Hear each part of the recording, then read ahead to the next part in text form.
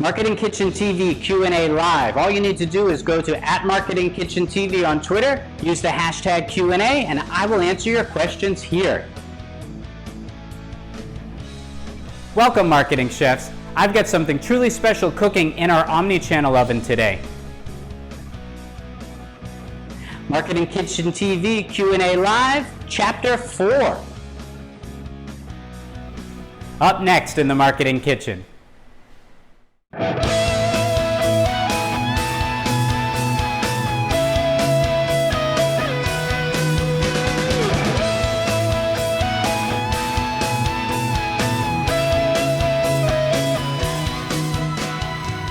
Welcome to the kitchen, the Marketing Kitchen. Hi, I'm Ron Vining, your host of Marketing Kitchen TV.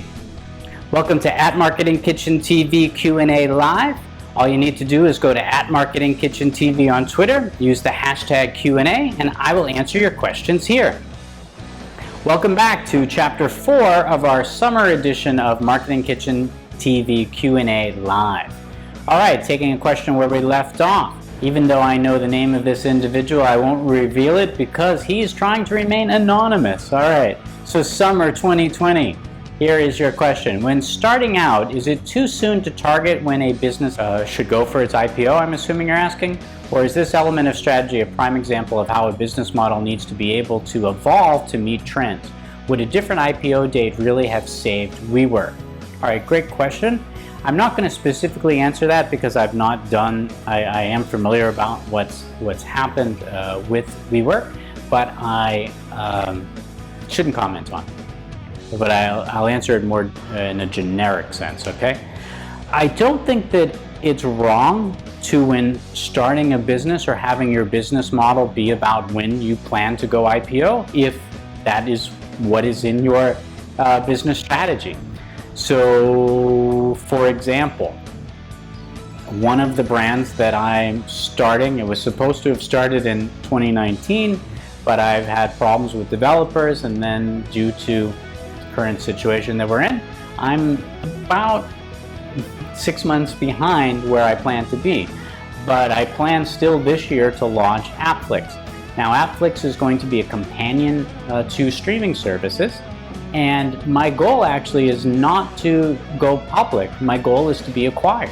So the strategy behind that, and I guess it's no secret to say that, is that I'm going to, and I'm not going to reveal the full details, but I know how large of an audience, so in other words, a registered subscribed audience, and I know how many, so I need to know also how many active users have to be on the platform, how much time they're spending on the platform, different activities that they're engaged with on the platform, that then would make Appflix an acquisition target.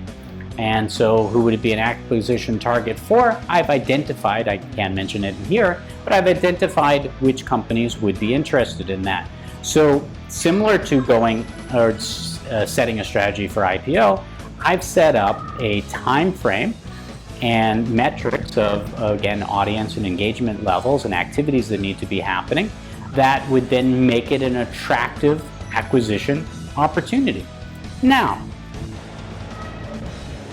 when you mention about evolving, then that also is true, because what happens is that maybe when I actually launched this new brand, this new company, this new service, and the products that it's going to offer, maybe I absolutely love it. It becomes the thing that it's my dream job to be running this particular company. Then when somebody comes to acquire it, I will say no. And because if it's making money and I'm enjoying it, then that's a company for life, right?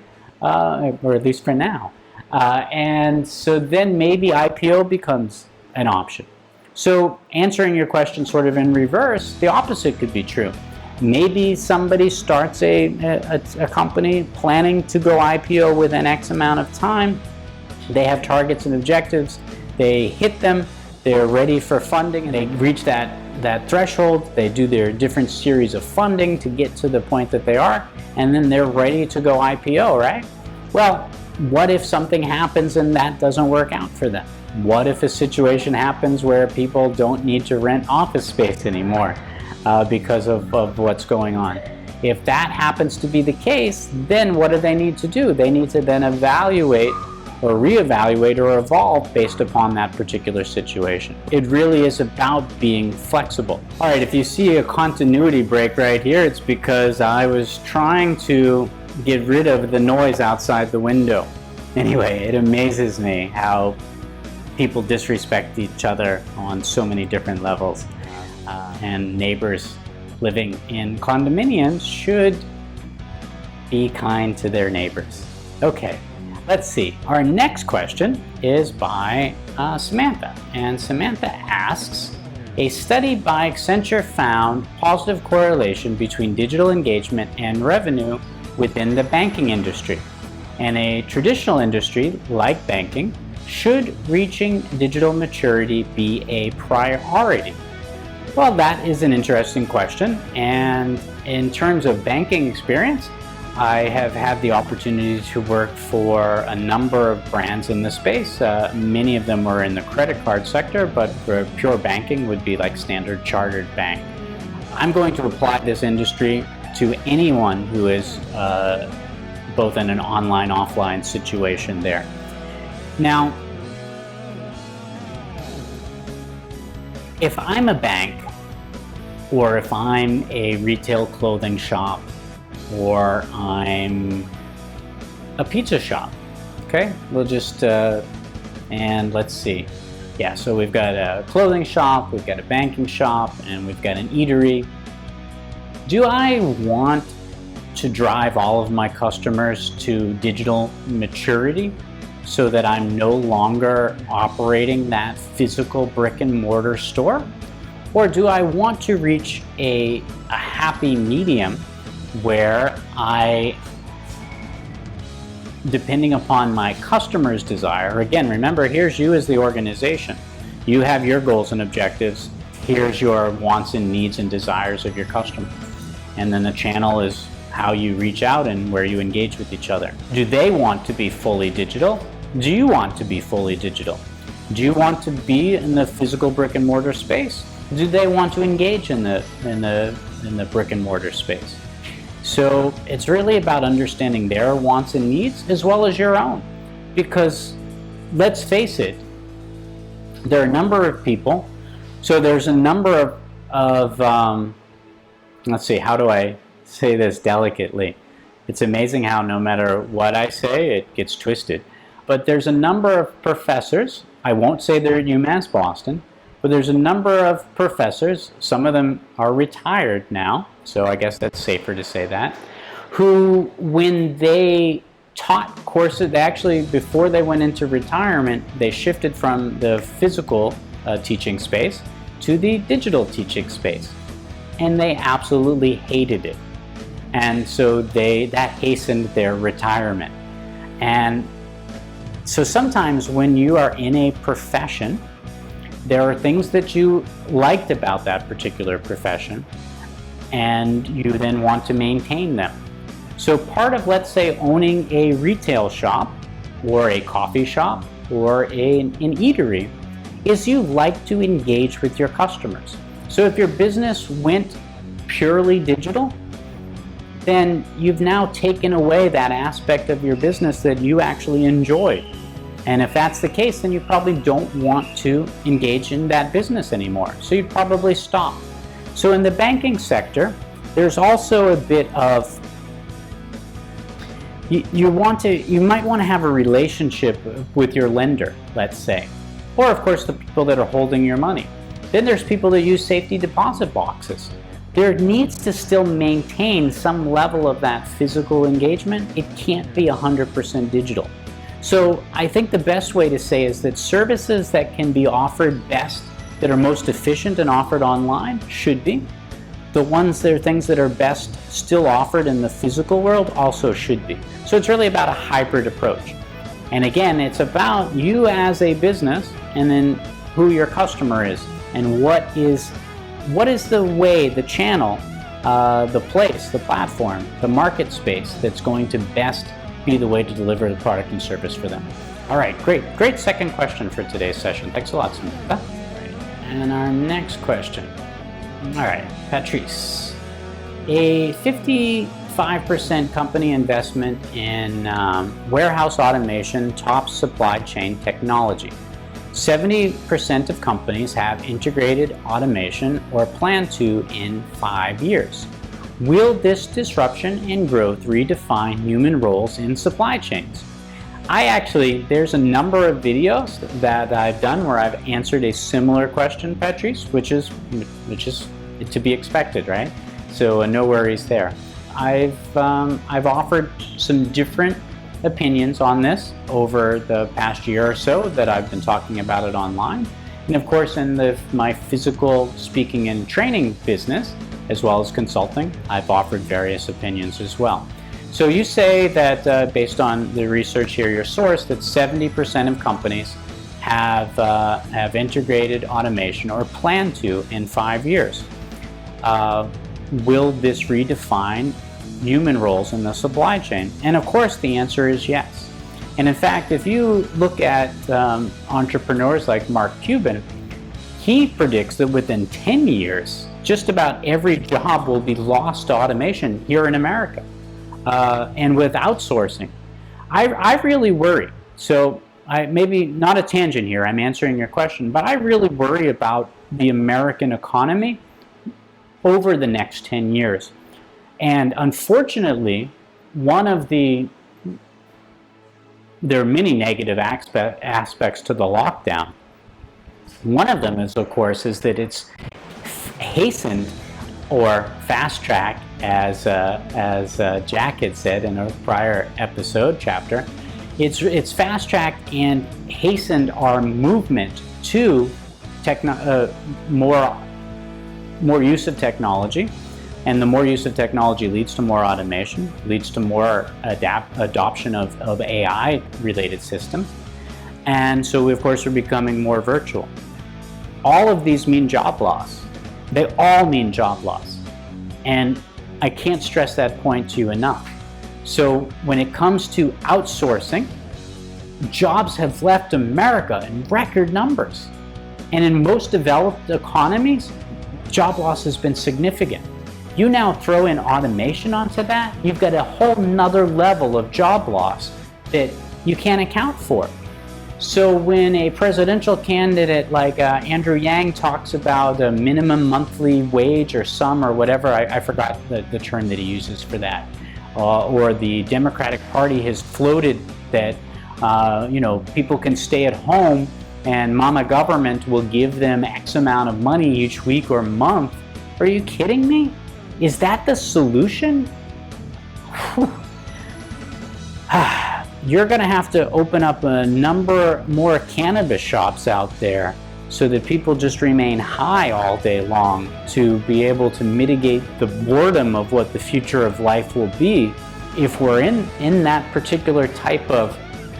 I'm not going to say that's not utopia. It's going to be dystopia, because we're not, at least for a generation, because mankind is not ready for that, in my opinion.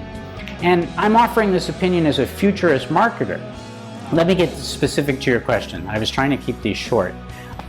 So the real question is, will it redefine human roles in supply chains? Absolutely yes.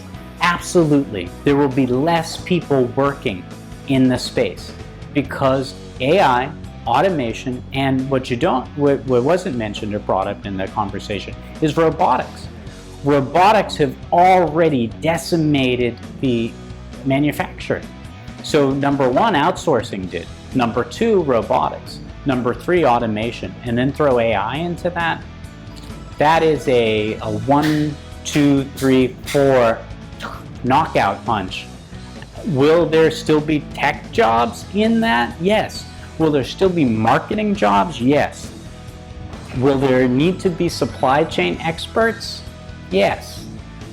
Will software replace most of these? Yes. So we've got to find a new,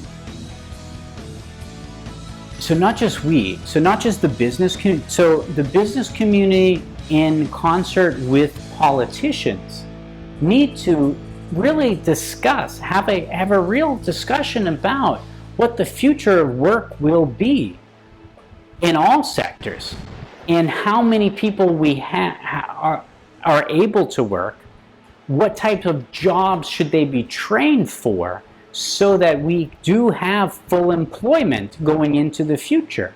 Because this minimum monthly sum isn't going to work if the tax base is reduced. And you can't say tax the rich, you can't say tax the corporations, because I'll tell you why. There's a point in time, and I reached this point in time at one time, and there's this equilibrium. So what I wanted to do, obviously, when I started my own business, I wanted to make as much money as possible, right? Why not, right? And do something that I love. So do something that I love and make the most money possible at it. Well, what happened is a correlation was happening. The more money I made, the more taxes I paid.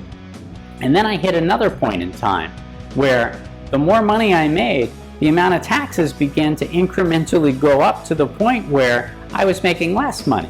Right? So does that make sense? So let's say we start out here, all right, or we start out at a position like this. Well, as you go up, it starts to go like this. Well, I got to tell you, if we're in a situation where we don't have full employment and the rich and corporations are having to pay more taxes, you know what they're going to do?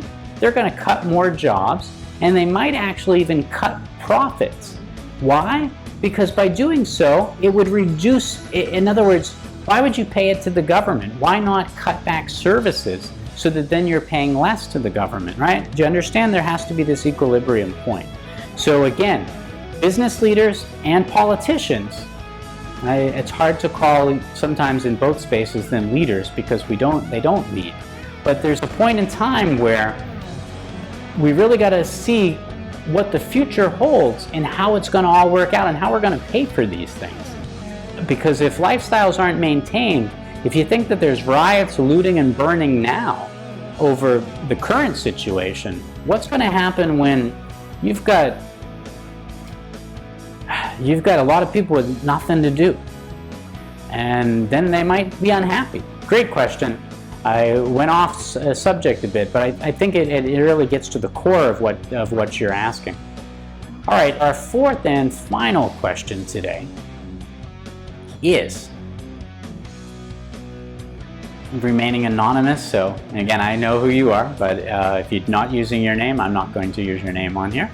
The question is, AI will improve supply chains and overall business processes, predicting market and consumer trends. What type of data is AI collecting about people, and is it illegal? That is a great question. And again, when we're talking about, so I don't know that if your question is really supply chain specific, and since I just answered Prachisa's question about supply chain, I'll move off of supply chain and just talk about this in a more general sense. But what type of data is AI collecting about people, and is it illegal? Is it legal? See, I'm already thinking about whether it's illegal. Well, it certainly is legal, because laws have not been put into place to protect us. And even if laws were put into place to protect us, government violates these laws almost every day. You look at what's going on across the world in terms of contact tracing. Are you kidding me? Talk about data collection and talk about people's privacy. Talk about the fact where I have Apple Watch on, I have my iPhone, I'm using my iPad right now. I have a VPN. I typically, if you've watched any of my other videos, you've seen that I try to trick the system by, on one device I use Yahoo, on another device I use Bing, on another device I use Google, and so that not on any one platform is all of my data being tracked and put together in one system. Well, my telco though is, of course, anyway, all right, so let me backtrack. Is it legal? Unfortunately, yes. Is it ethical? No. These companies, and they'll show that you agreed with the terms and service by using their product. So for example, and I posted about this a month ago, I went to use a new Adobe product, and the terms and conditions of me utilizing this product and the data that I had to give them to sort of sign up to register to use it, I didn't bother, even though the product was free and I wasn't going to use it. If you're paying for a product, and that's Apple's argument. So Tim Cook says that we're a device manufacturer, we sell our devices, we don't need to get your data from you and then resell that to anyone else because we're already making money from you on one end. So, it's a buyer beware. So Facebook is offering a free service to you, therefore they're monetizing your data. Anytime something's free, it's really not. So something to, really think about, especially when you're using online. I think America needs to be a bit more like Europe in the moment, where Europe has more strict laws and data privacy and collection and being able to opt out. I think that anytime that you opt out, it should really be an opt-in. I think it's a cop-out for governments to do that. Also, talk about sort of net neutrality and talk about the fact of censorship and different things. In America, we've given carte blanche immunity to a number of these tech companies, and we've developed a technocracy. These companies are getting away with, murder, not literally, but they're pillaging your privacy and your data, and you have no choice but to go along with it. And then at the same time, they're censoring you and your content when they're not supposed to be. They're just supposed to have been an aggregator. There's just dissemination of everybody's messaging. So to answer your question, what type of data is AI collecting? Everything. What's scary about AI and automation is that then the data is actually now usable. So before, the data wasn't usable, but with quantum computing and AI, now just about every single phone conversation, text message, email, search, visit, length of stay, click, like, habits that are being tracked on there.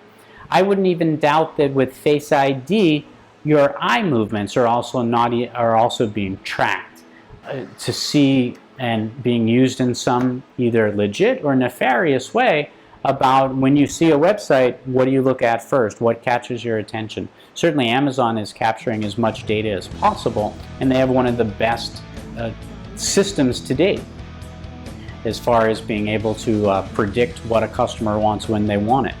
Of course, Amazon has famously said that they firmly believe that they could ship Prime members out new products and the customer would buy them because they already know what the customer would buy on a particular day.